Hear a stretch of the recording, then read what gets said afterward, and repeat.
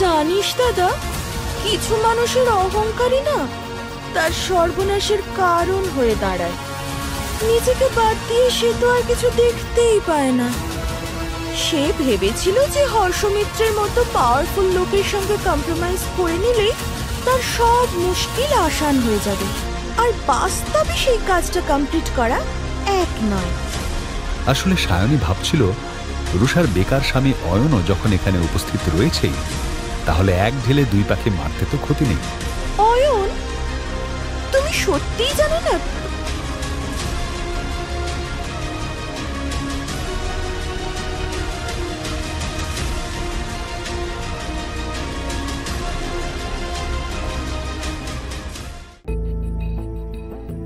রুষা দুশ্চিন্তায় পড়ে গিয়ে নিজের মনেই বলে ওঠে, এই মেয়েটার কি মুখে সত্যি কোনো লাগাম নেই? কাকু আছে, তার সামনেই যা নয় তাই বলে যাচ্ছে। কে জানে সায়নীর মিথ্যে কথা বলার অভ্যেস কবে যাবে। যদিও আমার থেকে ভালো সত্যিটা কেউ জানে না, কিন্তু অয়ন যদি একবার ওর কথা বিশ্বাস করে নেয় তখন, হে ভগবান বাঁচাও আমাকে। রুষার মুখ দেখে ওর মনের অবস্থা বোঝা না গেলেও কিন্তু ওর চোখের রাগের ছাপ স্পষ্ট বোঝা যাচ্ছিল। সায়নী, তুমি কি বলতে চাইছো পরিষ্কার করে বলো। এবার রুষা মনে মনে ভয় পেতে শুরু করছিল। মনে শঙ্কা নিয়ে ও অয়নকে দেখছিল। এদিকে সায়নী যেন এতক্ষণ ধরে এই মুহূর্তের অপেক্ষায়ই ছিল।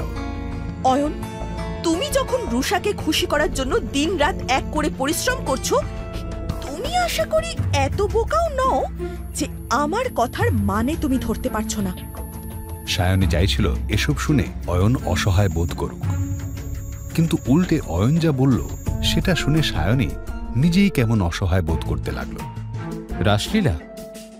বেশ, তাতে তোমার কি? ও গড! অয়ন, কি বলছো তুমি? তুমি কি জানো এই হর্ষমিত্র লোকটা আসলে কেমন? লোকটা যেমন বড় লোক তেমনই হ্যান্ডসাম, আর তোমার বউকেও তো দেখতে শুনতে ভালোই। হ্যাঁ ঠিক, এটা তো রুষাই আমাকে বলেছিল যে ওরা দুজন সিনেমা নিয়েই আলোচনা করছিল। অয়ন, তুমি কি সত্যিই বুঝতে পারছো না রুষা তোমাকে ঠকাচ্ছে? অয়ন, ও গড! রুষা বুঝতে পারে যে শুরু থেকে এখনো অবধি অয়ন পুরোটাই অভিনয় করছিল। অয়ন আসলে এইভাবে সায়নীকে আরো বেশি উত্তক্ত করে দিতে চাইছিল। না, রুষা আমাকে ঠকাচ্ছে নাকি তোমরা ওকে ঠকানোর চেষ্টা করছো? অয়নের এমন সপ্রতিভ জবাবে সায়নী স্তম্ভিত হয়ে যায়। পরিস্থিতি বুঝে সূর্য বোনকে সাপোর্ট করতে মুখ খোলে।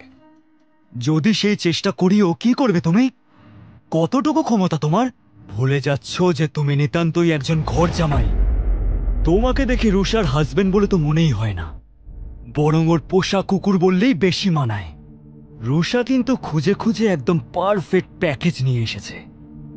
তুমিই ওর শেফ, ওর ড্রাইভারও তুমি, আর ওর বাড়ির কাজের লোকও তুমি।